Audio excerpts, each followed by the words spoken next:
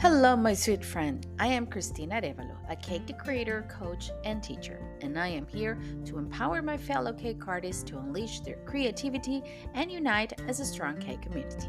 Whether you are a seasoned professional or just starting out, this podcast is here to support and empower you on your cake decorating journey. Let me coach you for success by setting achievable goals, understanding that managing your time and having a positive mindset, knowing your customers, and learning how to teach your craft are all as important as flour, sugar, and eggs. I'll share what has worked for me from a very personal and relatable perspective. My goal is to help you establish your presence, reduce stress related to time and working hours, and engage in cake collaborations and competitions. Eventually, you could become that featured cake artist in a magazine or teach at international events just like me. Welcome to the Art Cake Coach podcast. Hello, my sweet friends. Welcome to another episode of the Art Cake Coach podcast. Christina here. I'm super happy to be back with you here another Tuesday morning. The podcast is doing great. I just recorded this week a fabulous interview that is going to air next week that you cannot miss. And the episodes from last week, the last two episodes on social media did very well. I'm very happy that you're still interested in the topic. I'm actually amazed that we've been talking about social media for so long. I don't believe that I'm saying anything new, but still, I think I'm just going deeper on what I'm saying and more personal on what I'm saying. Maybe more a little bit more knowledge because of the practice, but nothing that much new. But still, you guys take a lot of takeaways from the episode. So I'm happy. I'm always happy to serve you, and I'm always happy that you find interesting tips on the Art K Coach podcast on this episode. So thank you so much. Thank you for your feedbacks and your comments, and for sharing the episodes, and for inviting your friends to share, for sharing them on social media. I really, really, truly appreciate it. Now, last week, when I did the episode on social media, I said that I wanted to connect it somehow to the teaching episodes because this month I wanted to go deeper into teaching or transitioning from teaching from cake artist to teaching, or start teaching, or scaling your business on teaching, or with a teaching will be the proper way to say it.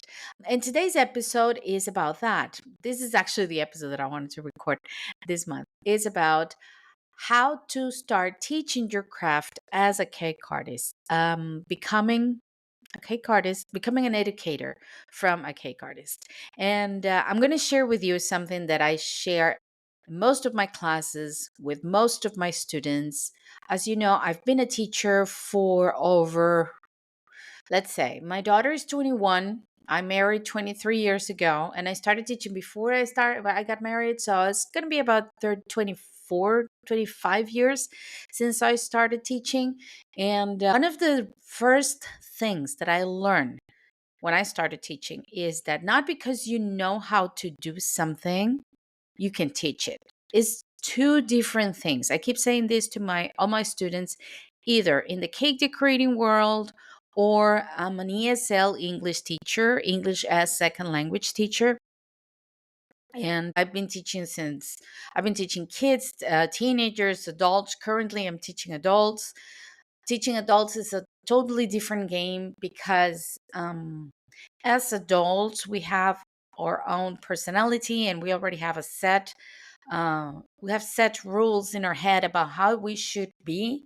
And learning a new skill, or learning a new language in this case, or a new skill as cake decorators, can be mm, can be difficult, can be intimidating as an adult. So it's a whole different game, and you have to take all of those things into consideration when teaching. Of course, this podcast being about teaching is about no, it's not about teaching. It's for cake artists. I'm going to focus everything that I apply for my teaching every day, because I do teach classes every day, for cake artists who want to transition or who want to become educators of their craft. So, why is it important to transition into teaching? Stay tuned. I'll be right back, and I'll tell you all about it. So, why it's important or valuable for a cake artist to transition into teaching is a way of, number one, scaling your business, is a way of having a second income, is a way of gaining credibility in the craft that you do. It's a way actually to prove to yourself your own techniques, your own method to do things, is a way of creating a method. I mean, there's so many positive things that can come from teaching. Besides, of course, that for me is the best is the instant reward that you get from your students getting results. For me, that's number one. That's one of the reasons that I keep teaching.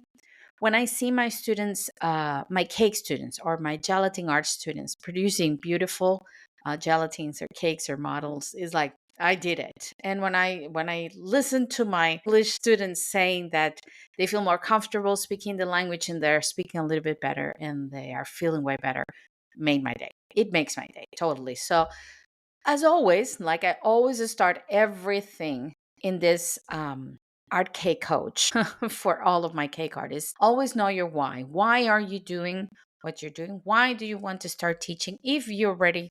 If you haven't started yet, and if you have started teaching and you're struggling with some parts of the teaching, the planning, the marketing, just go back to your why. Go back to why you want to do it. Like I said, for me, it started, well, I've always been a teacher, like I said, but in the cake world, when I started teaching, actually I started teaching gelatin art. It was my why actually was necessity. I wanted to create a second income that was just not cakes, and I wanted to try out the teaching, and it was a new technique where I lived, so I just started. But so many things came after that, so much reward came after that. So start to know your why. Stay with me, because in this second part of the episode, or this first part, because this is actually the introduction, in this first part of the episode, we're going to go a little bit deeper on the why. We're going to talk about the skills necessary to start teaching. So don't go anywhere, because I'll be right back. Hey, my sweet friend, if you like this episode and enjoy this podcast, there is only one thing I want from you. Please like, follow, and leave me a started review in any of your favorite podcast platform where you're listening to this podcast now. This way, this program can keep growing. The algorithm will show it to more cake artists who will benefit from it. Download the episode, share it on your social media, and tag me, and I'll gladly tag you and follow you back. I would love to hear what you have to say. You can leave me a voice message on Anchor, Spotify for podcasters, answer the questions and polls on the episode, or leave me a comment on my social media. Even if you don't like what I say, I would love to hear your opinion. And let me invite you to follow me on Instagram as at the Art K Coach, or in any of my social media accounts. I'll leave you all the links in the description of this episode. Thank you so much for listening to the Art K Coach podcast. So, why start teaching, my friends? If you're here, if you're listening to this episode, I bet there are two cases with you. Either you want to make more money and you want to transition to teaching in order to scale your business, or, in the other hand, you're tired of baking, you're tired of just being in the kitchen and baking by yourself, and you want to do something different. Or maybe there's a third one.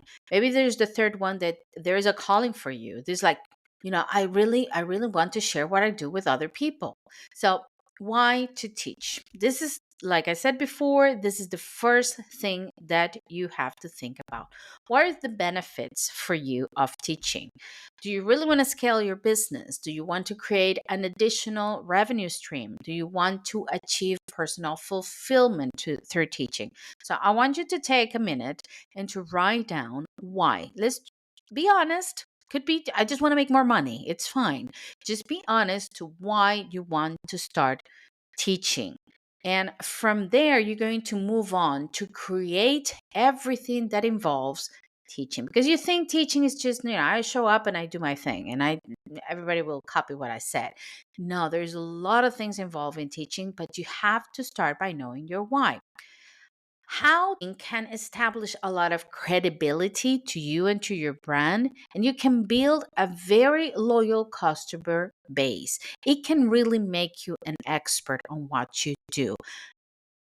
I bet that if you go back and check and think, not check, and think of all of the cake artists that you admire, most of them, you know them, or you really got to know them because they're not only great cake artists, but they do teach their craft.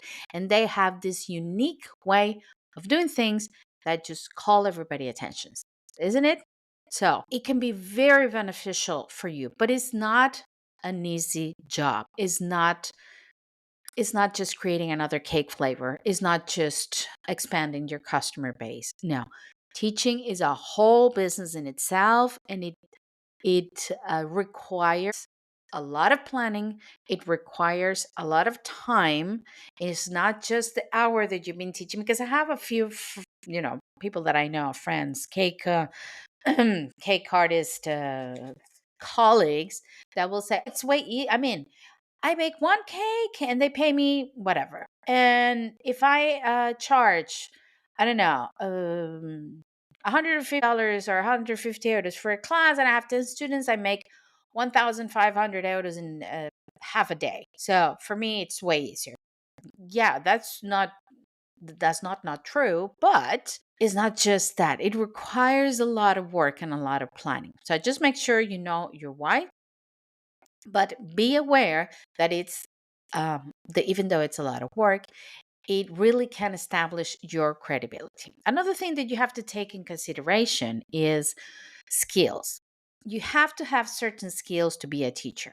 When I opened the episode, I told you what I always tell my students. The fact that you know how to do something doesn't mean that you know how to teach it. Okay? Being a teacher and being a person who knows how to do something is a totally different are two totally different things.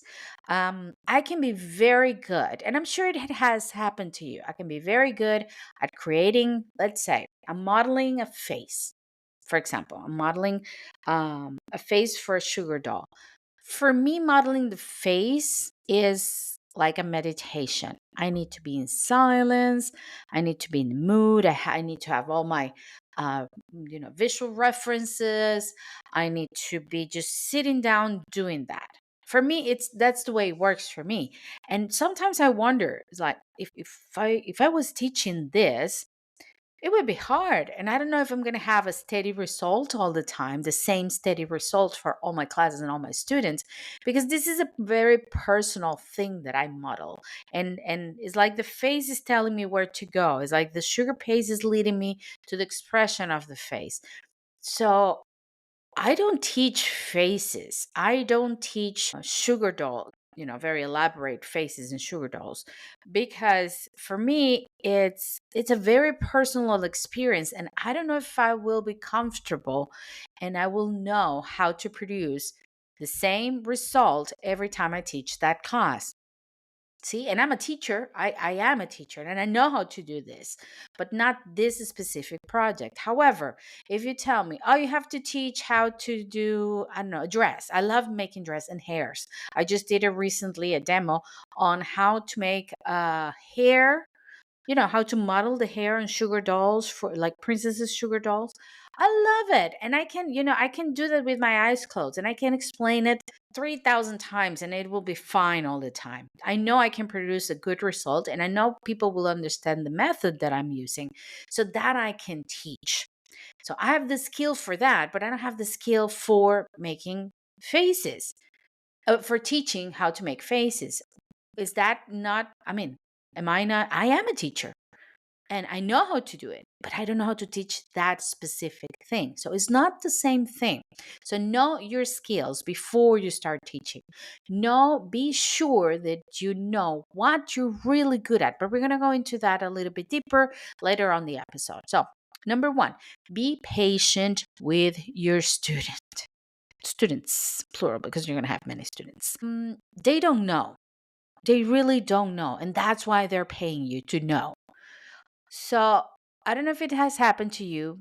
My personal experience, I've been on classes with very famous, important, well known cake artists around the globe, or from different parts of the world, that they assume that you know, and I don't know.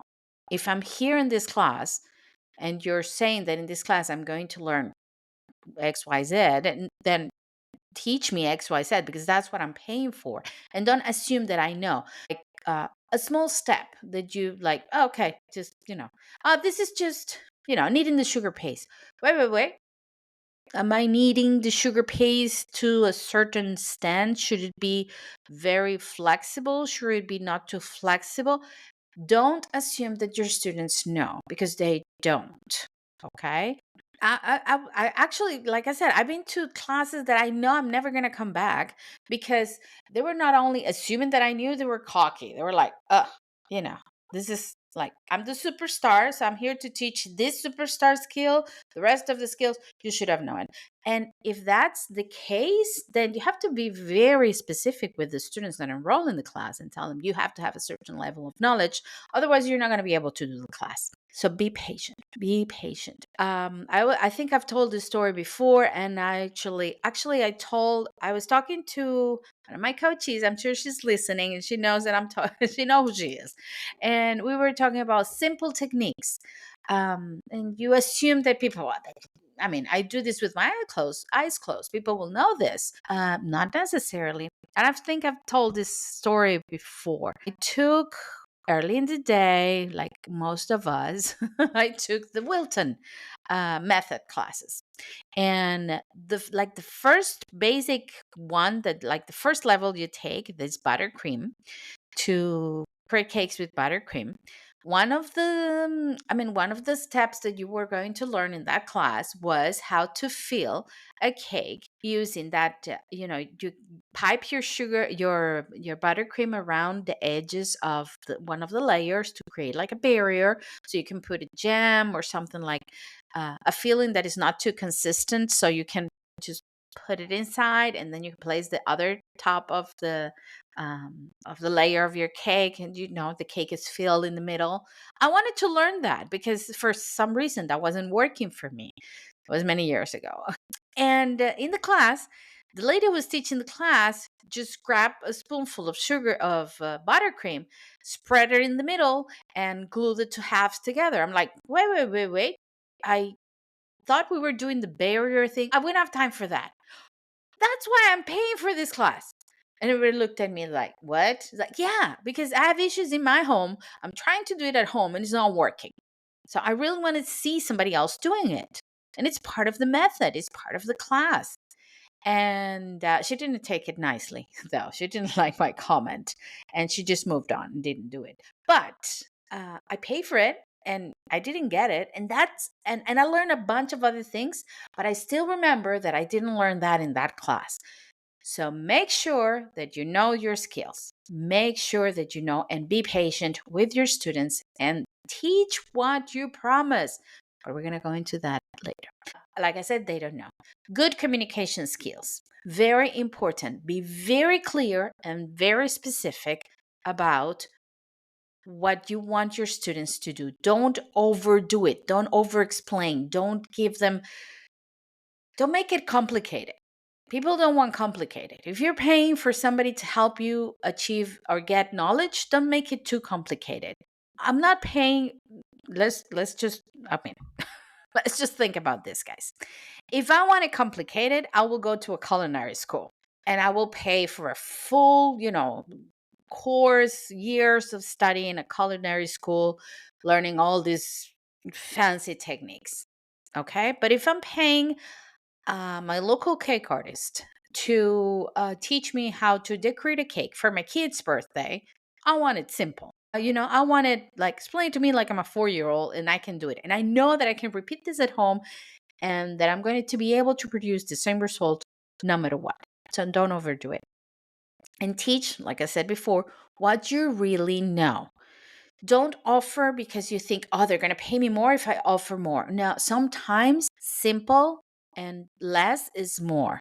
Okay. If you said, I'm going to teach you how to bake and pipe a cupcake. And maybe that's all people need to know. That's it. Very basic. Bake the cupcake so the cupcake is round and perfect and cute when it comes out of the oven. And then you will create the perfect buttercream with the perfect consistency, no air, no bubbles. And when you pipe it around that cupcake, it would look like a big, perfect swirl right in the middle, and you can sprinkle it. And that's it. And that's what people want. I'll pay for that class, definitely. I have an issue with cupcakes, so I could pay for that class. I have an issue with I don't know if I ever mentioned that I do have issues with cupcakes. Why cupcakes when you can bake a whole cake and eat it and cut it? It's like, yeah, but they're cute. I have to admit it, they're cute. But anyway, I will teach for a cupcake class. As simple as that. I will. Be sure you're ready and passionate for teaching because it is demanding. Okay. You're going to you're going to leave part of your soul in there. I'm usually so tired after teaching because you have to be standing up, sitting down, paying attention to all your students, moving around the class. That's the way I do it. I know there's cake artists who just sit on a table and they don't move. You have to come to their table, you have to see what they do, and then you do whatever you learn. Not in my case. In my case, I used to sit, teach, but then I move around, I go one by one. So I was like, it was really demanding, it was really tiring. So be ready and be passionate for it because, like I said, it's going to be demanding. Now, stay with me because in the next segment, I'm going to talk to you about planning, setting up, and marketing your classes.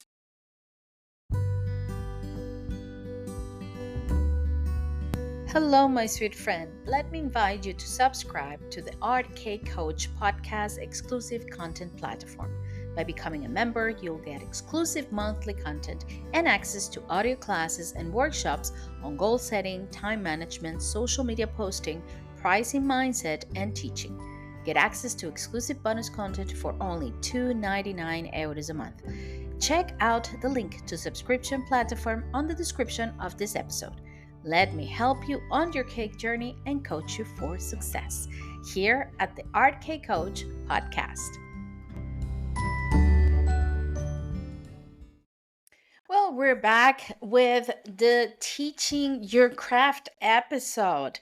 This is an episode I really wanted to do in a while because I love teaching, and this is actually what I do the most, teaching, and it's really fun for me. It's really rewarding, and I really take it very seriously. Like everything that is involved in teaching, I take it very seriously. And actually, at the end of the episode, I'm going to share with you uh some mistakes, a lot of mistakes that I made along the way and how they made me learn, because I've not always like, yeah, I've always been the greatest teacher in the world. No, no, no, no. I've learned a lot, and I've learned a lot through try and error. And so we're going to share that, but I'm going to share that at the end. Let's go with tip number 4 that I'm going to give to you today, which is about planning. You need to, when you plan the class, planning is key. Everything, take this seriously. Your class, the success of your class is going to be directly correlated to the planning. If you plan properly, if you know what you're teaching, if you plan everything to the T and you know your material, your class will be a success. If you're winging it, it's not going to be a success. That's with everything in life. When I don't plan, for me to do these episodes, I have to plan it. Like right now I'm talking to you, but I have a whole script. I wrote it down. I think it's 2 documents on Word. There is about 70 pages long. I could write a book with this, only on planning episodes. So if I didn't plan the episodes, I will be here like blah, blah, blah, blah, blah, blah. And you will be like, what's wrong with this lady? What is she talking about? So, and I do go off script a lot, but I do have a script. Everything is about planning. So when you plan, you have to consider many things. Number 1, type of class. What kind of class are you going to teach? Is it going to be in-person workshop? Is it going to be an online course? If it's online, it's going to be pre-recorded or is going to be live? Is it going to be a private one-on-one lesson? Is it going to be a big group class?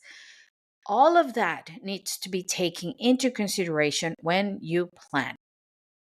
After you decide what type of class you're going to do, then you decide on the format or structure of the class. Let me explain. Let's say I'm going to teach an in person workshop. If I'm teaching an in person workshop, I will need a venue, right? From the venue, I will need this venue to have a certain structure. In my case, when I used to teach the gelatines, I needed a venue that had refrigeration, had a microwave or a stove, and had, of course, enough space to store all the gelatines at the same time. So that was the format of the class. And the format of the class had to be in a certain amount of hours because we needed those gelatines to set. So it could either be a whole morning where the gelatines were already made, or it had to be divided in half, morning and afternoon. So we'll have time for gelatines to set. All of that has to be taken into consideration. What is the format of the class that you're teaching? Also, with the format, you have to think, is it masterclass? A masterclass is when you sit down. Like, have you seen the shows, Master Chef, when they do master classes? I think they still do it. I don't know.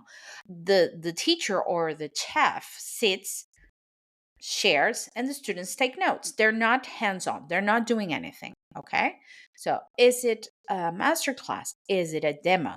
Is it a hands-on? Is it each student is going to take their project home? You have to think of all of these things when you structure the classes. Is the class going to be standing up? Is the class going to be sitting down? Everything has to be taken into consideration. So decide first what type of class you're going to see, you're going to teach, and from there, the format or the structure of your class. Then you have to select the topic that you're going to teach. For our cases as cake artists, we select a project. Now, I have something to say about this. As cake artist, you can select not only a project, you can select a technique applicable on a specific project that you're going to produce. But most of our teachers, or most of the teachers as cake artists, they show you a project, right? And then you get out of that class, and you learn how to do that specific cake. But sometimes you cannot take those techniques and apply it in other things. In my case, I always liked it to work it around the technique. And with this technique, we're going to create this project, and you can replicate it at home, but you can also do other things with this technique. That was my case. That's how I wanted to do it. From that technique, I will have to create a curriculum. The curriculum is your planning, is what the student is going to learn, how many hours is going to take to learn it, divided into steps, how many steps you need to get to the final result, all of that. Create your curriculum and be aware of skill level. If you have a class with different skill levels, you have to take that into consideration. If your class needs to be on a specific skill level, make sure you say that and the students know that when they enroll in the class. I've seen many times also the people, just because they want to sell their courses, they don't specify it, and the student gets frustrated and they don't like it, and they're not going to leave you a good feedback afterwards unless you dedicate the whole class to them. But if you dedicate the whole class to the student, to the weakest link in the class, the rest of the students are going to say, wait, I'm here to she's not paying attention to me because she has to be doing everything for the other students. So be careful with this. Make sure skill level is even between your students, and if it's an open skill level, make sure the project is truly suitable for everyone. Good. So where I was, deciding on the format of the class, selecting and creating the curriculum, and taking into consideration different skill levels. What you're going to do once you have your project, once you have everything that I mentioned done, you're going to work backwards. You're going to start planning from the result to the beginning. Okay, so if the result, let's say you're going to do a sugar flour, Okay, this is a flower. So you're going to work backward. One of the steps is to, I don't know, I don't do sugar flowers. Why did I say sugar flowers? Let me change the example. Let me say, okay, the cupcakes. We're going to go back to the cupcakes. Let's say you're going to teach people how to bake and decorate cupcake with buttercream. Okay, so you have the full decorated cupcake. So what are you going to do? Working backwards, piping the buttercream, then making the buttercream, ingredients to the buttercream. You're working backwards, right? The cupcake, it's I don't know, time for setting or cooling the cupcake, then the baking time of the cupcake, the making of the cupcake, the ingredients for the cupcake. You're going to go backwards, okay, to the beginning, because that's how you structure your class, working backwards until you start. And from there, you know the steps that you have to follow in order to create your class. Okay, so that was the first part, which is the planning. Now, setting up. This is another part that we all should take in consideration when organizing our classes. I mentioned it before. You have to choose a suitable venue, if your class is in person, of course, that has everything that is needed for your class. Because you don't want, I'm going to tell you I'm going to tell you stories of what happened to me and how I learned. I used to teach gelatin. I used to travel around Portugal teaching the gelatin art. And I will specify on the contract with, because I didn't have a menu, I didn't own a venue. So I used to go to like schools, cake decorating schools or cake decorating shops who had like a workshop, a room or classroom, and teach there.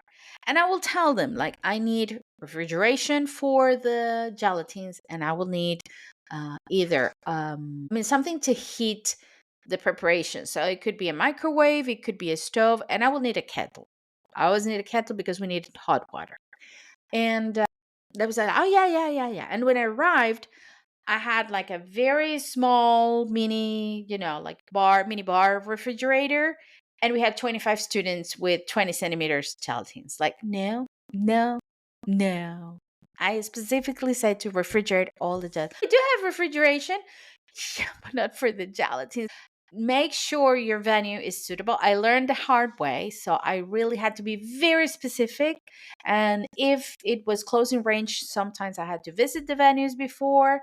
If they were far away, because I had some places that I used to go, but like 2 or 3 hours away from home, please send me the pictures of your fridge. Please send me the capacity of the fridge. Otherwise, I cannot do it.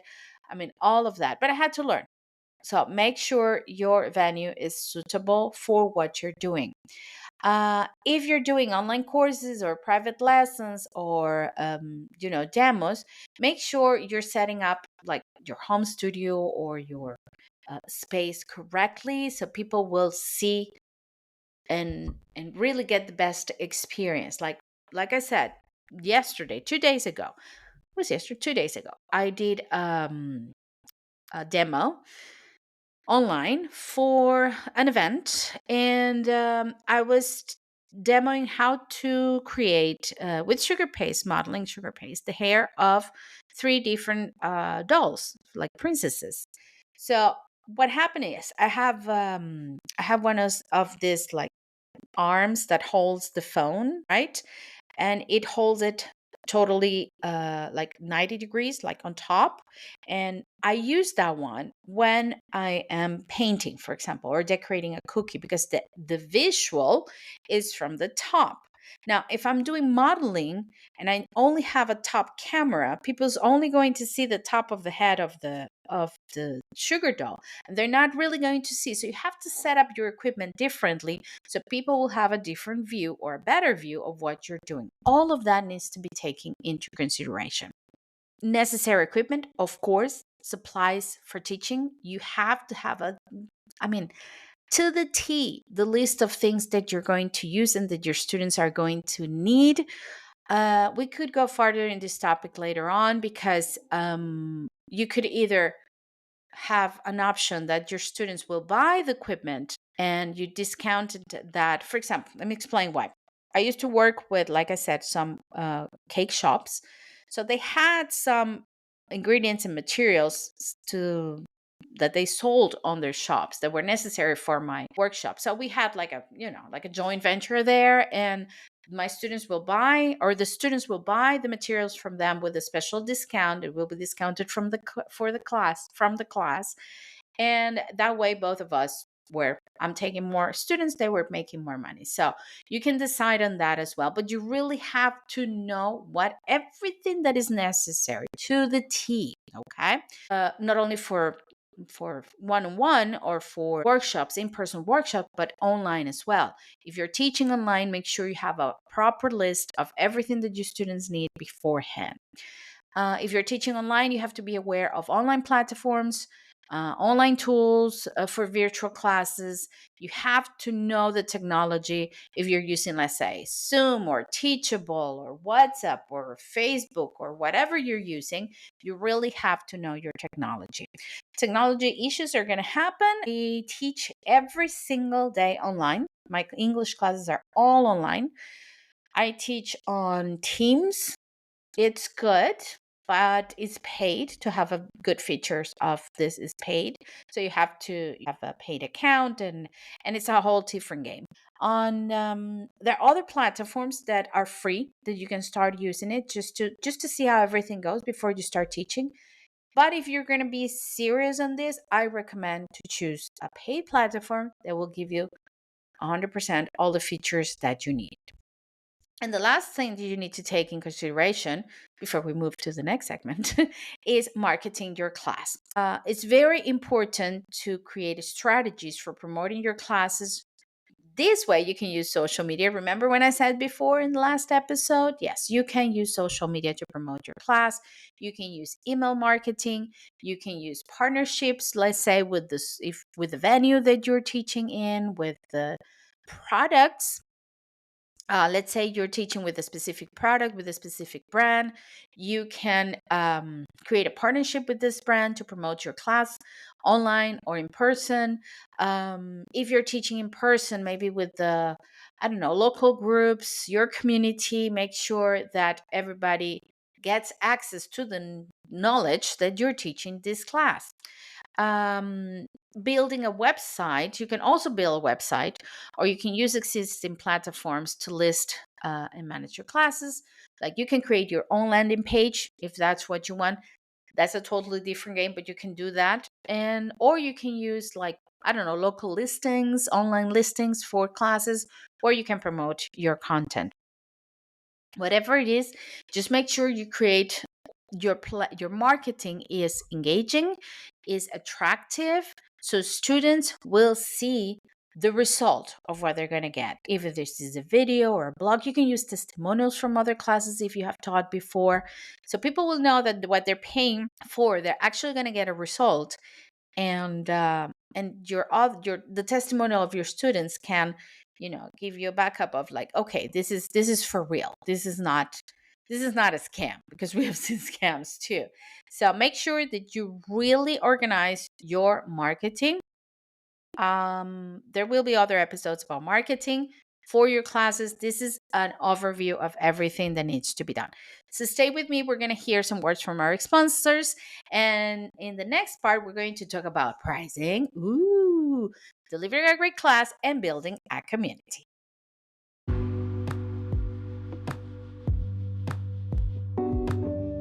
The new issue of Delicious Magazine is out.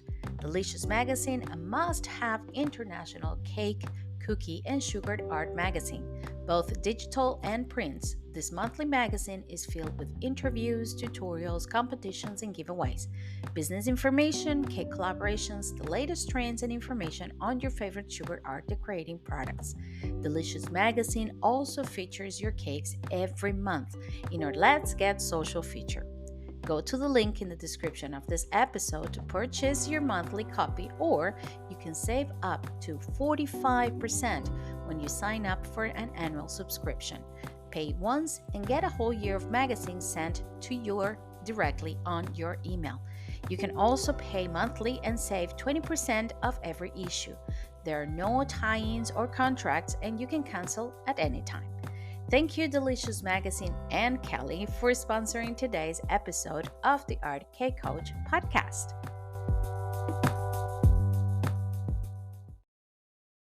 Okay, in this next segment, we're going to be talking about pricing and policies, very important, delivering a great class, and building a community around your class. So let's go with the pricing first. It is important to set a fair price for your class. To set a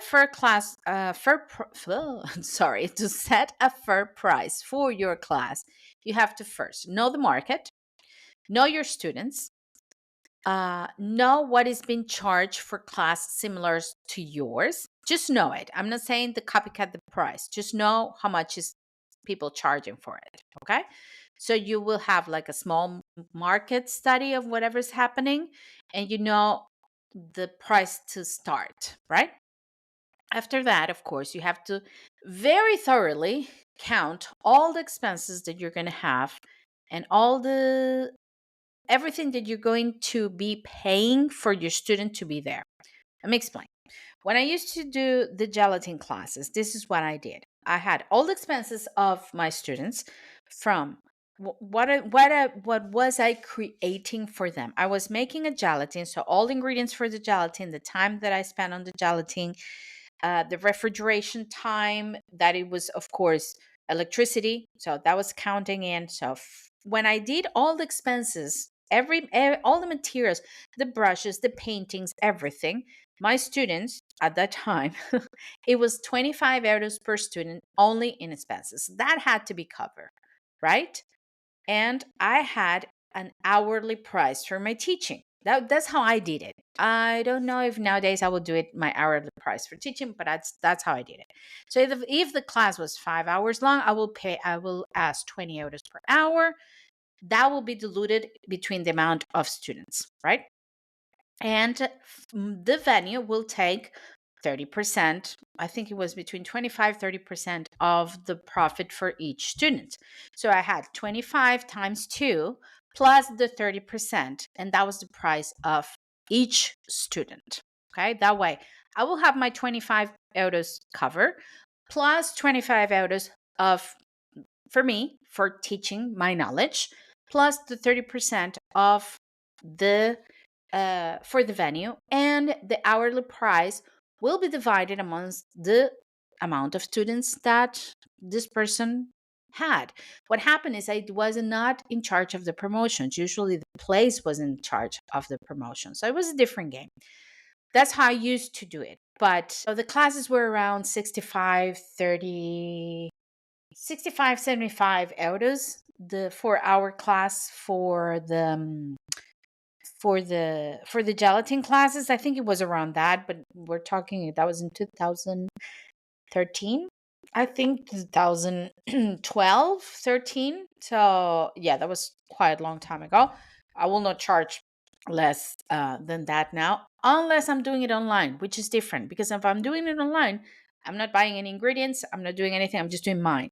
My students are buying all the stuff. So if I'm doing it online, it's different. But if I'm doing it face to face, I don't think I will teach anything for less than 100 euros right now. That's what I will do. But anyway, that's me.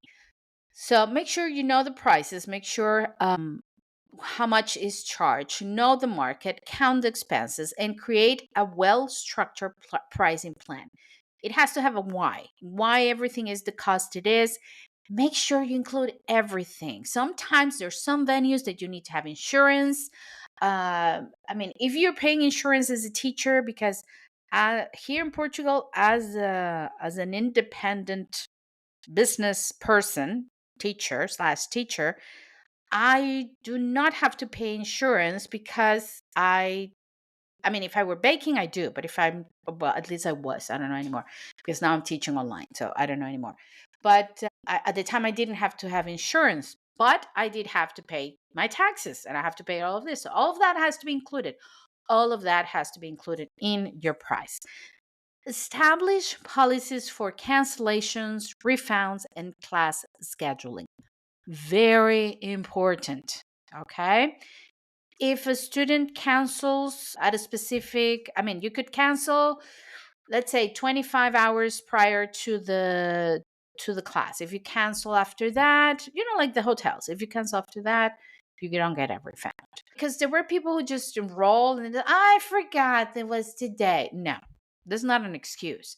Now, if somebody calls the same day, like I'm sick and I didn't know that I was going to get sick, or there was an accident, or there was something, like some family member died. That happened to me once. I will give them either half refund or like 50% refund or 100% refund, depending on, you have to work that out for you and the venue as well, because you're paying the venue. So you have to work that out, whatever works best for you, but always have a cancellation policy.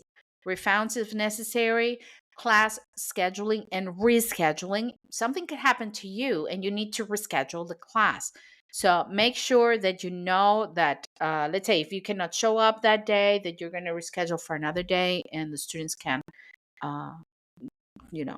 still enrolled in the class, or if you're going to give a refund if you cannot make it. I mean, all of that has to be taken into consideration. You don't want to leave anything to chance. And if you want, you can offer promotions and discounts to attract new clients. Let's say you can arrange a special price with the venue, so you can work it out to have like a special promotion. Or if you bring a friend, your classes have the price. I mean, you could do many things in order to promote your class. Next topic is to deliver. Deliver, and I'm putting these words like big capital letters. Deliver a great class. It's important that your students walk out of that class happy, okay? With, having spent not the money that I spend on the class, but the time that I spend with you. They're like, this is the best time I had on a Saturday afternoon, because usually your classes are on the weekend. So make sure that you deliver what you are saying you're going to deliver. So make sure you have effective methods to keep your students engaged. Like I said, think about the method of teaching. Is it going to be a master class? Is it going to be a hands-on? Whatever it is, do not just sit, please. I mean, I know there's people who do it, but as a customer, as a student, I don't like it. I want to have the teacher there. So don't just sit down in the top of the classroom and this is what we're going to do. Everybody look at me. This is what I do. And now you do it. That's cute. That's it. No, walk around the classroom. Make sure there's interaction. Make sure your students get to know you. Talk to them. Get to know them. What do you do? What are your expectations? Have these personal moments with them. It's very important to have a method that the students feel that they don't only got a little bit of your knowledge, but they got a little bit of you. It's part of being a teacher. Handle different learning styles and level in a single class. Not everyone learns the same. You're going to have students that you're going to say things once and they're going to get it. And you have students that you're going to repeat 7 times and they're going to look at you like you're speaking Chinese to them. So be patient and make sure you adapt to all the learning styles. I'm not talking about levels of skills. I'm talking about learning styles. There's people who's more visual. So if you do it in front of them, they will see it. Oh, okay. There's people who's more auditive. So if you tell them, like, no, now your right hand, now press it, now make an indentation, now model it with your thumb. Oh, now I get it. There's people who just looking at the result will like, I see it now. Okay. So make sure you have a well-structured plan for all your students and always provide constructive feedback and be supportive in the learning environment. I also been in classes where teachers lose their patient because there's a problem. And that's what I always keep saying. It's not the same to know that to teach. You have teachers, remember what I mentioned before, there's people who's more visual, people who's more auditive, people who's more kinetic. This is the NLP, if you don't know it. I mean, there are many books and many videos and information online about this. It's not only, and we studied this early on when I started teaching English to kids. I was like 23 years old when I learned this. And because we took that in consideration for the learners, the kids, there were kids, and I wish my teachers will know that when I was a kid. There are kids who learn better looking at things. There are kids who learn better listening to things. Kids, adults, people, general, right? The same is with our students.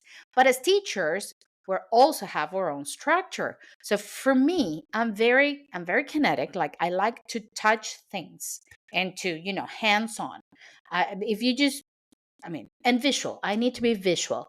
If somebody's just talking to me, I will fall asleep.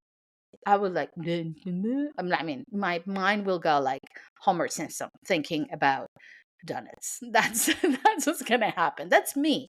So as a teacher, I cannot just be talking because it's not my thing. So I will be very hands-on. I will be very visual teaching. But if I have a student there is not a visual learner, that is more like an auditive learner, my student's going to look at me like, no, I need to hear it. I need to listen to what you're saying. So you have to adapt as you adapt to the students, you need to adapt your own way to the students. I don't know if you follow what I mean. And there are some teachers, what happens is if you have, for example, a very auditive teacher that is going just to say what needs to be done, and I am a very kinetic and a visual student and needs to look at it, there's not going to be a communication in there.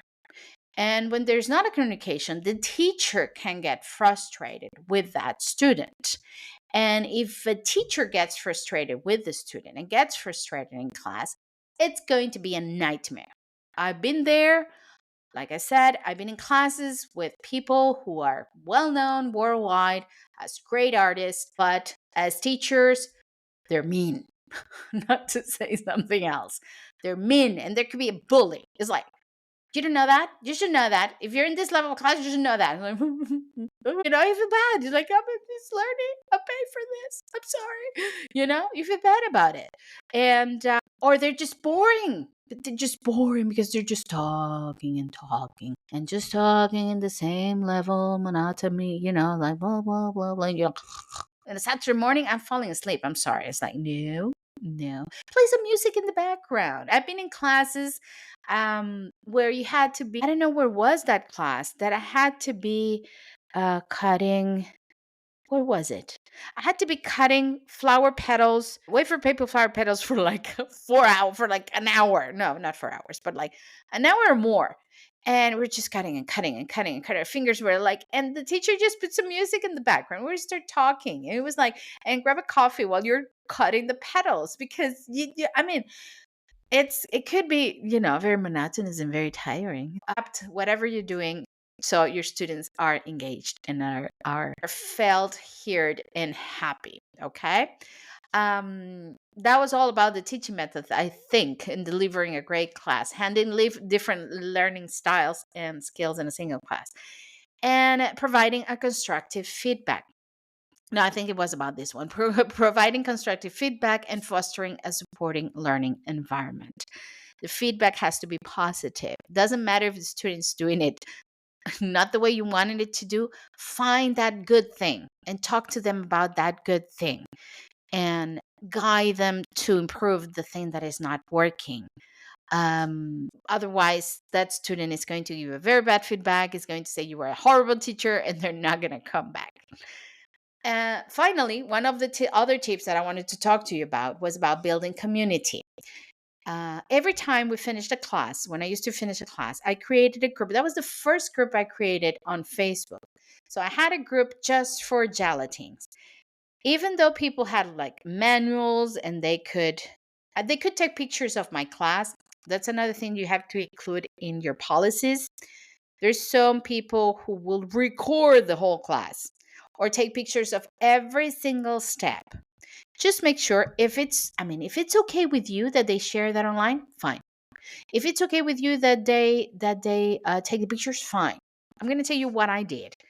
I will tell them you can record everything and you can take all the pictures, but use it for yourself because you're paying for this. And if you're going to share that on social media, somebody else is going to benefit for it for free. It's not just for me because, of course, you're taking my job and you're giving it away for free, but it's about respecting what you paid. You paid for this class and you're giving it away for free. Why? Don't do that. So people are like, oh, because, it's not about me, it's about them. So they will feel like, oh, yeah, that's true. So for me, it was fine if they took pictures and recorded. Um, Another thing that for me was not okay is that they would not pay attention or not finish the work on time because they were taking pictures. So take enough pictures so you know the steps, but don't get distracted with the phone because then you're going to lose time of finishing your project. So, whatever adapts to you. But if you're a person who do not like people to take pictures or to record, just make sure that you say this beforehand so people will know what to do. So going back to the point, even though we had pictures we had, the manual, the pictures, the step by step, everything. I created these groups online because afterwards, when you get home, you're so excited in the workshop when you're doing the workshop, and then you get home and you're like, oh, I forgot this part. What did she say here? So I had the support groups so people could go there and ask their questions, ask me, or just share what they were doing with the community, and that gave them a sense of community, which is great. Ask for feedback right at the end of the class, like before you give the final project and the diploma. I always had a diploma for them. People love diplomas. I love my diplomas too. So I always create a diploma, and we did some sort of like graduation at the end of the class with the project, with the diploma, and they take a pictures with the group and with me. Fine. People love that. But before that, I will hand them a feedback sheet where they had questions and grading scales for all of the things that we did in class. So and a final comment. And in the final comment, I will ask them if I could use that comment as a testimonial for future classes. That will say yes or no, depending on what they want. Also, you can collect emails for an email list if you want to, but of course, you have to ask them permission, make them sign. It's important, but have that feedback form, because even if there's something they don't like and they're going to say it there, you will know and you can adapt it. You can change them. Okay. I had a lot of great feedback. I have a few bad ones. One of them was my bad, and I just didn't even I didn't even see that I did it. Like apparently I touched a gelatin and then I tasted with my finger, put my finger in my mouth. It was just, like I didn't think when I did it. And the student didn't like it, of course, entitled to not liking it. And she was really mean about that. But anyway, I learned. I was like, oh, okay, I have to be careful. It's like I was grabbing something and I just tasted with my hand, put my finger in my mouth, and it shouldn't have done that. That was many years ago. I learned my lesson, but I wouldn't have learned it if I didn't had that feedback. Because when you're at home and you're baking cake and you taste something with your finger, you don't think about that because you're working. You're baking for your family. You're baking for home, so you're not thinking about that. But you should think about that. I learned my lesson. So, and thanks to the feedback, I had many great feedbacks. I have thousands of pages of feedbacks collected here. I still have them because it's a way to encourage you, and it's a way to know what's working and what's not working. So make sure you have a feedback sheet. Encourage peer support and networking among the students. So they get to know each other, they get to create their own community, and they get to ask each other questions and share their work. That's really nice. And you can even organize follow-up events or advanced classes to keep the students engaged.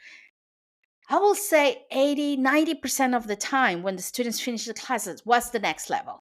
And I always said, what I had was first with the gelatins, we started with painted gelatins, 3D gelatins, and the flowers. I mean, that was the scaling up. So people will know, well, if you want to go further, you should go into the 3D gelatin. And if you want to go further, you should go into the flowers. So that was a way to keep my students engaged and to keep them coming back to the class. Don't go anywhere because we're about to finish the episode after this small announcement, but I will be right back just to the conclusions and to say goodbye, of course.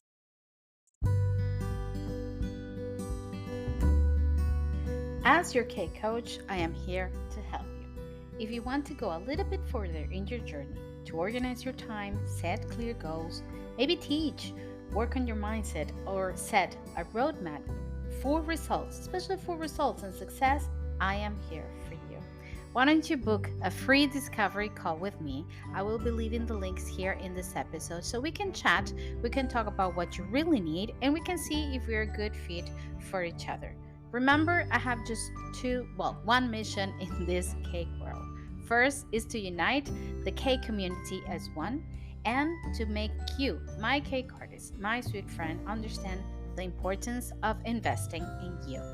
Like I said, I will be leaving the links here in the description of this episode so you can book a 30 minutes free discovery call with me. And just remember, in case nobody said this to you today, I do appreciate you and I want you to stay safe and stay creative. Okay, my sweet friends. So this episode, as I said before, it was all about how to transition from cake artist to educator to teacher, how to start teaching your craft. If you're either new to it or if you are already teaching and there's some things that you don't know exactly how they're working or how they should work, I hope this episode has helped you. Let's just recap. Start with knowing your why. Know why you want to scale or why you want to transition into teaching. Have a good set of skills. Be patient with your students. Have a good communication skill. Be specific. Teach what you know and make sure that you're passionate. You really want to do it because it's demanding. Plan your classes, very important. Set up everything before your class, the venue, the equipment, the platforms, anything you need. Market your classes properly and with time. I think I didn't mention it. Take your time. When you're going to teach a class, start 6 to 4 months prior to organize, plan, and market your class so you will know you have enough students. Pricing and cancellation policies, very important. Deliver a great class. Make sure you deliver what you promise and that your students walk out happy from the class.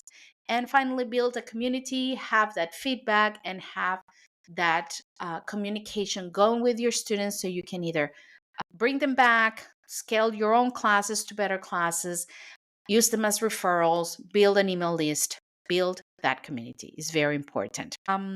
If you want to take first steps towards teaching, remember that I'm always here. You can book a discovery call with me and just tell me what you need. And maybe we can work out a coaching plan for you to become the teacher that you want to become. If you're not sure about any of the things that I mentioned, we're going to go deeper in other episodes.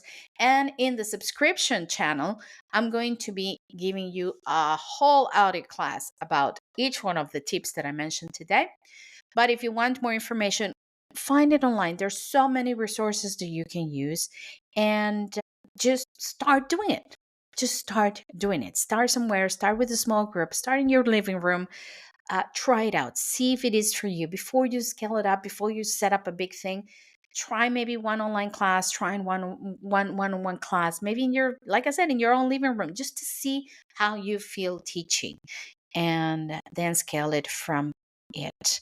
But don't overlook it. Think about it. I think there's room for everyone. As there is room for all the teachers, there's room for I'm sorry. As there's room for all the cake artists, there's room for all the teachers. We all have something to teach, and we all have something to learn. Doesn't matter what level you're in. So don't put out that dream. Don't put it aside because it's very, very fulfilling. It takes time, and it's a job in itself, but it's very, very fulfilling. And with this, my sweet friends, I say goodbye as I always say goodbye. I hope you liked this episode. If you have any questions, just leave it here on the chat, on the social media chat, or on Anchor, or on my social media, on my Instagram.